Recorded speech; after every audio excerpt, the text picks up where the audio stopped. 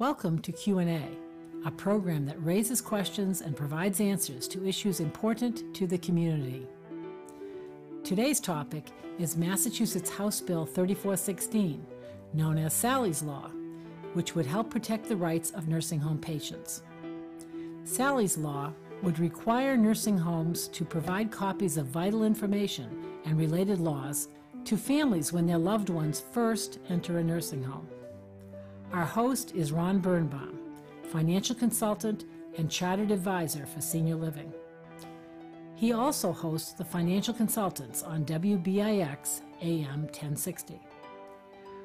Ron will be discussing with Dr. Rachel Geller her experiences helping her elderly Aunt Sally. And now, the discussion. Hi, I'm Ron Birnbaum, host of the Financial Consultants radio show, heard weekday mornings from 7 to 8 on AM 1060 WBIX. I work with a lot of seniors, but today's topic is critical not only for seniors, but for caring persons of any age. We're going to talk about the deplorable treatment of patients in Massachusetts nursing homes, and we'll tell you how you can help pass a law that will greatly improve the treatment of your loved ones who are living in Massachusetts nursing homes. Today, there are laws to protect residents of nursing homes. Unfortunately, many nursing homes seem to ignore these laws. Joining me today is Dr. Rachel Geller, who is co-author of a proposed bill to protect nursing home residents. Dr. Geller, can you explain how you can co-author, or you came to co-author, this new legislation? Thanks, Ron. As you said, I've co-authored a bill with Representative Ruth Balzer of Newton to help protect nursing home residents. My journey started in May of 2007 when my aunt was evicted from a nursing home. She was kicked out of this nursing home with no notification to me, and I was her legal guardian, healthcare proxy, and power of attorney. Upon realizing that she was being evicted, I called this nursing home to ask them if they have any responsibility to keep Sally. She had no place to live. She didn't have another nursing home to go to. She had severe Alzheimer's disease. She was totally dependent on others for her care, and they were literally just evicting her, just kicking her out, saying, we don't want her here. I called the director of social work, I called the director of nursing, I called the CEO, and I called the director of admissions. Everybody at this nursing home informed me that there is a law on the books in Massachusetts called the 24-hour law. This 24-hour law states that a nursing home can evict a resident without reason as long as the admission happened less than 24 hours prior. So she was evicted. I called and begged, can they help me? They said no, due to this 24-hour law. I had no option at the time but to put her into a geriatric psych ward in a hospital while I found another nursing home for her. Now you can imagine how inappropriate a psych ward is for somebody with Alzheimer's, but I could find no other option, and she was there for 3 weeks. Well, I found a new placement for her, and I also had to take time off from work to do this. So I decided to call my representative, who's Ruth Balzer, and complain about this law. I called up and I said, you know, this is a really, really bad law. This law needs to be changed or repealed because it's allowing nursing homes to kick people out with no reason, with no responsibility, and with no notification. So she listened to what I had to say, and she said she would look into it and call me back.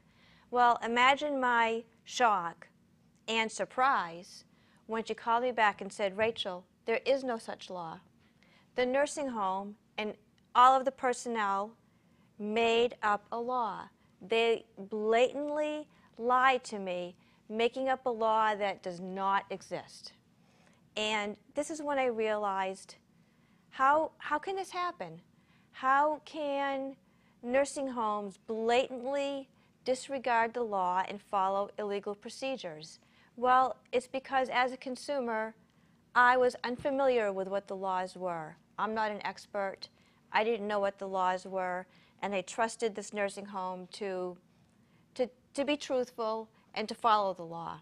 Because I didn't know what the laws were and I didn't have a copy of this law, I was inclined to believe what they told me. So my bill, which is House Bill 3416, House Bill 3416, it's called an Act to Protect Nursing Home Residents, and I lovingly refer to it as Sally's Law in honor of my aunt, will require nursing homes to give me a copy of this law, so I will have it, and then they will be required to obtain my signature that indeed I did really receive this law. By having this law and seeing what the laws are, I will have the knowledge and the power and the entitlement to get the care that our loved ones deserve in nursing homes. So what good are the laws that are on the books if everybody just ignores, or all the nursing homes ignore the laws, figuring that people don't know better? And you know, Dr. Geller, you have a doctorate in education. You know how to do research. The average person out there, they don't know. They just accept what the nursing home tells them. They don't know how to do the research to prove otherwise. And you, even for you, I understand it wasn't all that easy. You are absolutely correct.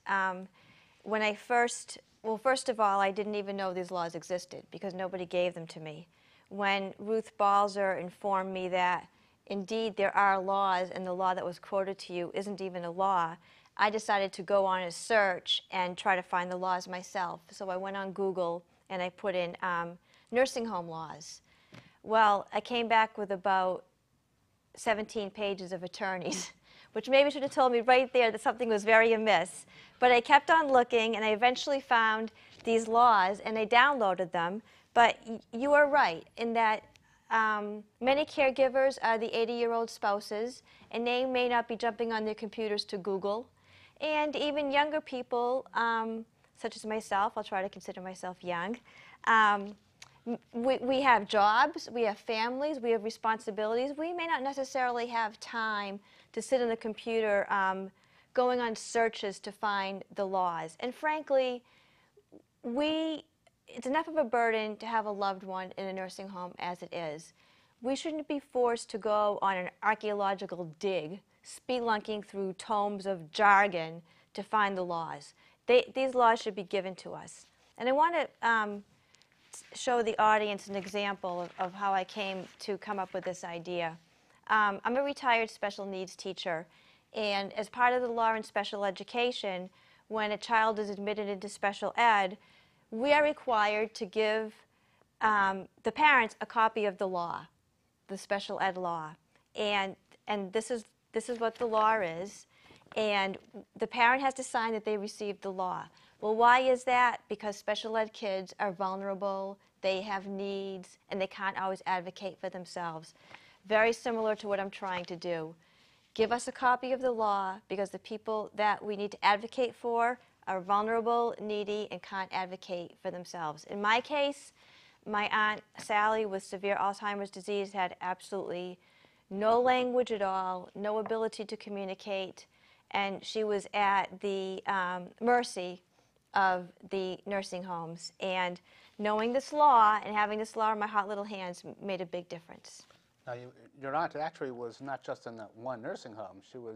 It's quite a story how many nursing homes and the number of years that she was residing in them. Why don't you fill us in on this story?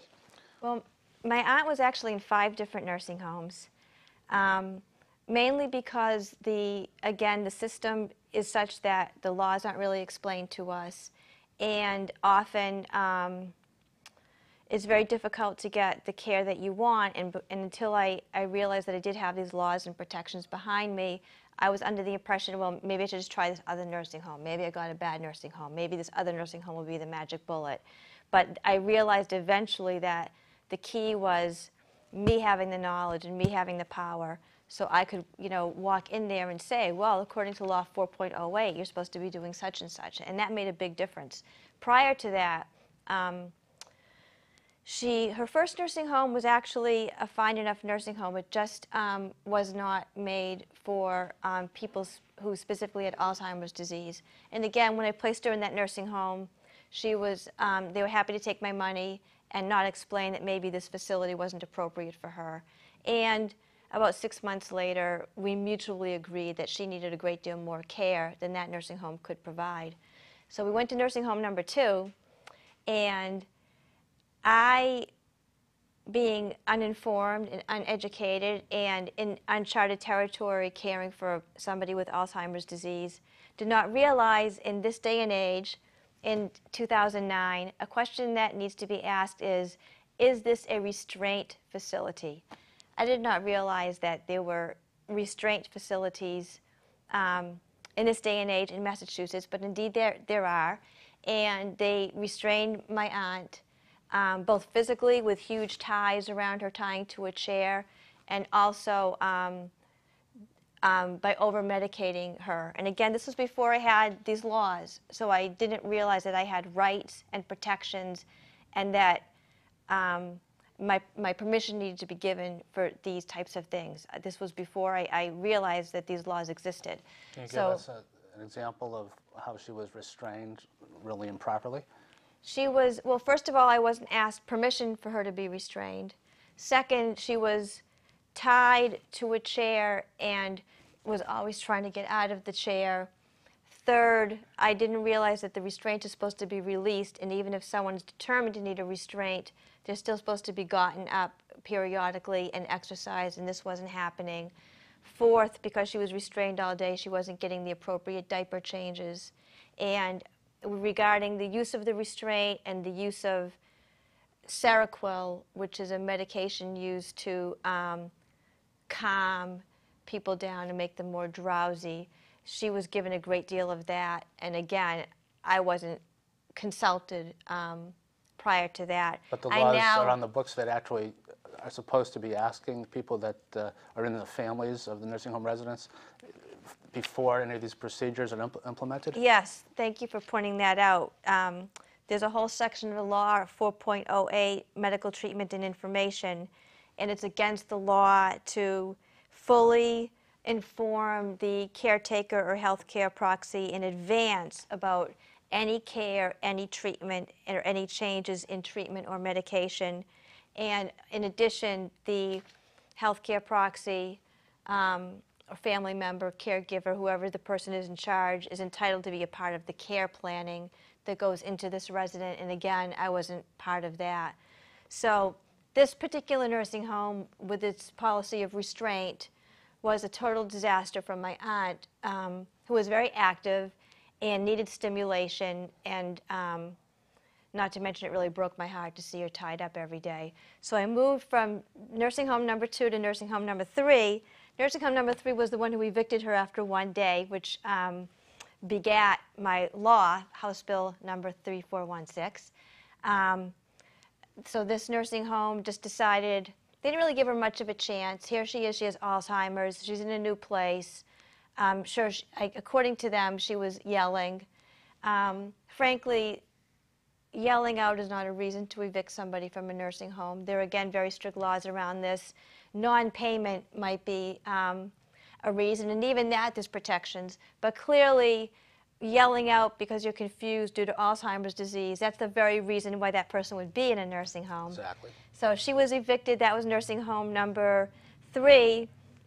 By nursing home number 4, I had hired a private caregiver for my aunt, and there were some issues regarding that, which I can get into later. And then she finally ended up dying in hospice in nursing home number 5.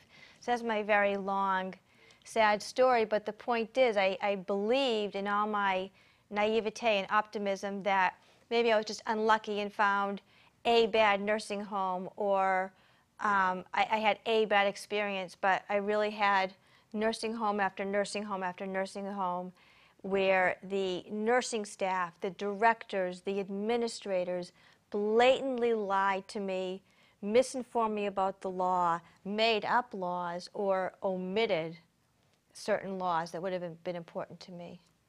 Mm-hmm. Now, why do you think that nursing homes develop and follow illegal practices?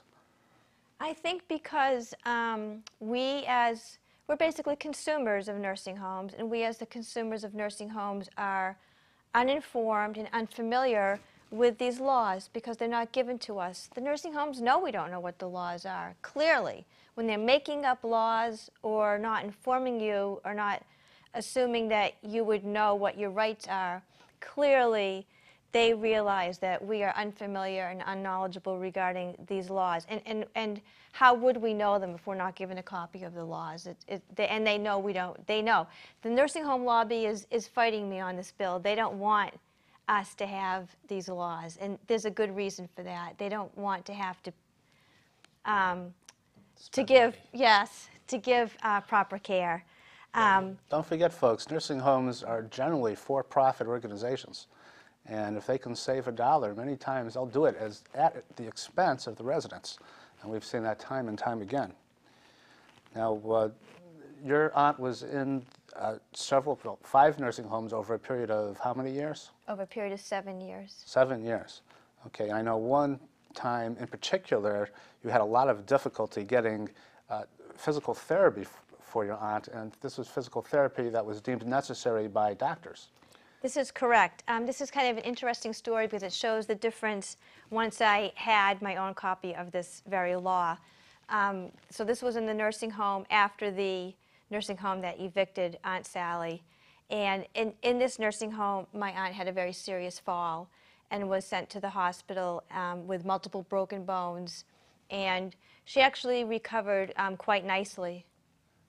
Just want to interject just something. Your aunt was a very active person physically before she went into these homes, right? That's correct. She used to walk maybe 5 or 6 miles every day. And actually, once I hired the private caregiver, she did go back to walking the several miles daily. So that's a good point. Thank you for bringing that up. Because in nursing home number 4, I had hired the private caregiver, and she had gone back to a very, very active lifestyle. And with him, she was walking.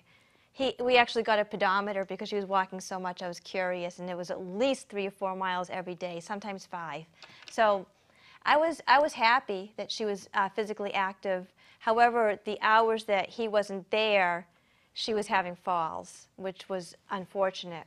And she did have a fall, and she broke bones and was sent to the hospital. And she recovered very nicely at the hospital, probably because she was so physically active and her bones were in pretty good shape. And upon discharge from the hospital, the orthopedic specialist provided me with what I thought was an excellent care plan going forward. He wrote a prescription for physical therapy for 10 weeks, 3 times a week. He wrote a prescription that she would get aftercare, x-rays, and doctor's appointments with him back at the hospital. And there were all kinds of provisions for if we saw she wasn't healing properly, and just an aftercare program in general. I was very happy with this. She returns to the nursing home, and the physical therapy isn't starting, and the point where she was supposed to go back for her first x-ray came and gone, and it didn't happen.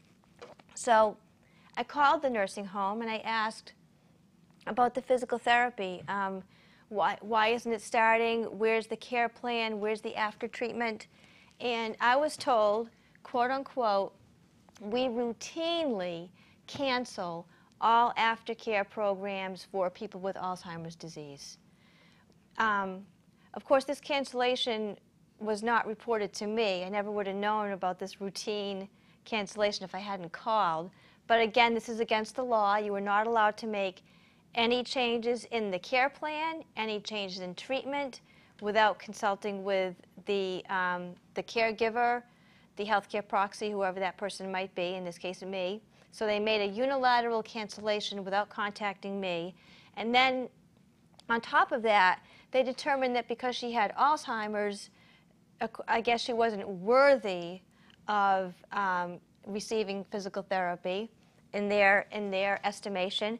But again, the law covers this. There is a law that states that all people in nursing homes should be functioning at their highest practicable physical level. So clearly that means if somebody was walking 5 miles and then they're not, that PT should be made available so they can return to their baseline, to their potential, to their highest practicable physical level. So I marched into there, I demanded a meeting, I walked in with the law, I pointed out what all the laws were, and eventually I did get the physical therapy reinstated. But it was a big fight, and it would not have happened if I did not know what the laws were. And I shudder to think of all of the unfortunate people right now in nursing homes whose caregivers do not have copies of these laws and who are entitled to services. They're entitled to physical therapy, they're entitled to occupational therapy, speech therapy, chew therapy, many of these available services that they should be getting that they probably are not getting because the nursing home either does not follow the doctor's orders, changes care plans, or determines they're not going to give the person that care in the first place, and these poor people are thrown by the wayside. So having this copy of the law is incredibly important to get these other ancillary services that our loved ones deserve. Of course, the lobbyists for the nursing homes are trying to stop this. So folks, you can do your part in making sure that Rachel's bill becomes law by contacting your representative and urging them to vote in favor of this law. And Rachel, what is the name of the law?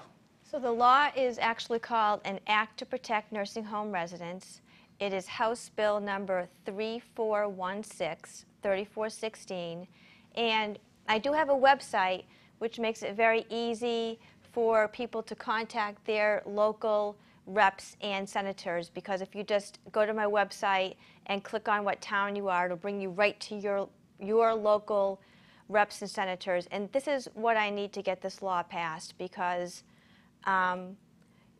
if you're a constituent and you let your representatives and senators know that you care about this fact and you want this law passed, they work for you, and frankly they want to be reelected, and perhaps they will vote yes for my bill. And my website is www.sallys-law.org, and I believe it's going to be posted on this TV program as well. There it is. You can't see it on the bottom of the screen. Okay. Can you tell us how the the workers in nursing homes determine when to change diapers for the residents that need them, and the problems that you've had in that area? That was one of the reasons that I hired a private caregiver. Was often I would come to visit my aunt and she would be soaking wet. And I've been doing a great deal of these radio programs and canvassing the state, trying to drum up support for my bill. I will say that, you know, I'm not an organization, I'm not a lobbyist, I'm not a group. I'm just one woman trying to make things better for other people. This has really been beyond grassroots. I'm more like a weed. And I've been just taking advantage of every opportunity to speak to people. And so many people give me their stories, and a constant story I hear all the time is people go to visit their loved ones and they haven't been changed, they're dirty, their diapers are wet. And again, I don't think a lot of people realize that there are laws that cover this, and there are supposed to be diaper changes every 2 hours. My aunt actually was hospitalized twice for septicemia, which was a result of having a urinary tract infection due to sitting in a wet diaper for a very, very long time. Once I hired a private caregiver, whenever she was wet, the diaper was changed. And frankly, I think that's how it should be for everybody. And the laws do cover this, but this is an aspect that the nursing homes do skimp on, is really making sure that the people are dry and clean, that the diapers are changed. Now, why did you really have to hire your own private paid caregiver? And why was your aunt or he actually evicted because of his performance? Well, this is an interesting story as well, and just highlights the dichotomy between what should be and what is. I hired a private caregiver because it was breaking my heart to see Sally always maybe sitting by herself, sitting slumped over, being dirty, wearing clothes that didn't match, even though I went to great care to buy her very cute outfits all the time, and I wanted her to have a better life. So at my own expense, because this is not covered by insurance, I did hire a private caregiver. And this is kind of an interesting story because he was very dedicated and really cared about what he did. And he swooped into this nursing home and was taking her on these 5-mile walks, and if he changed the diaper and 3 seconds later she wet the diaper again, he would change it again. He always made sure she was clean. He made sure her outfits matched. He made sure she wore the proper clothes. She wasn't wearing somebody else's clothes. And other family members began to see how my aunt was treated and what my aunt looked like relative to the other residents in the nursing home. And this began to cause some tension in the nursing home. In addition, other doctors in this nursing home and visiting professionals noticed my private caregiver and would use him as an example of how they felt all the other caregivers should be, which was not really happening. And eventually this nursing home came to me and said, your aunt can stay, but your caregiver has to go. He's causing too much tension. And when I inquired as to how this could possibly be, basically the answer was that the other CNAs were uncomfortable that he was placed on such a pedestal by the nursing home doctors, and the other CNAs were uncomfortable because so many family members would say, can't my loved one get the same care that Sally is getting? And they said, Sally can stay, we won't evict Sally, but your caregiver has to leave. Well, there was no way I was going to leave Sally alone in that nursing home without the private caregiver, so we all moved to nursing home number 5. And there, the caregiver was allowed free reign? He was pretty much allowed free reign. I don't know if eventually I might have run into the same problem because regrettably Sally died a few months after being placed in that facility. There's a good chance that perhaps because he was such an exemplary caregiver that might have happened again, but thankfully he did go there, he did his same wonderful job, and things were okay. But it is very interesting that the nursing homes don't want somebody who does a wonderful job working on their floor or in their home. I think that says a lot.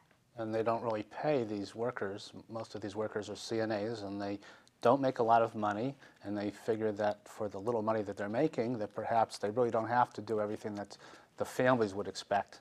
They could sit and read instead of taking, and I've seen this, and I also have had, I've had 2 grandmothers and a father that had at least 5 years in nursing homes over the last 15 years, their last part of their lives, and I've spent a lot of times in nursing homes myself. You see it everywhere. They just don't seem to be doing the job that you would want them to do. But the person that you hired privately does a great job, and that really should be the norm. Okay, now how did you get your bill written, and what's the status of the bill right now?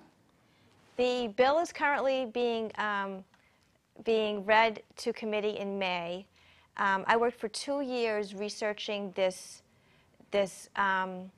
problem of nursing homes not following laws. I worked with the DPH, which is the Department of Public Health. I worked with my local representatives, and I worked with her legal team. We did a lot of research to find the wording of the bill that would be appropriate, and we got it written about a year ago. We got the appropriate number of co-sponsors. The bill has been filed, and now it's going to committee in May. Okay, so folks, we're about out of time, but please call your legislatures, and you can go to Dr. Geller's website, which is www.sallys-law.org. And please support my law. It's become a personal struggle of mine to find the humane and moral response to this issue, and I would plead with you to understand this issue and to try to make it better for the people whom we love in nursing homes. Thanks to everybody for watching and caring. Thank you.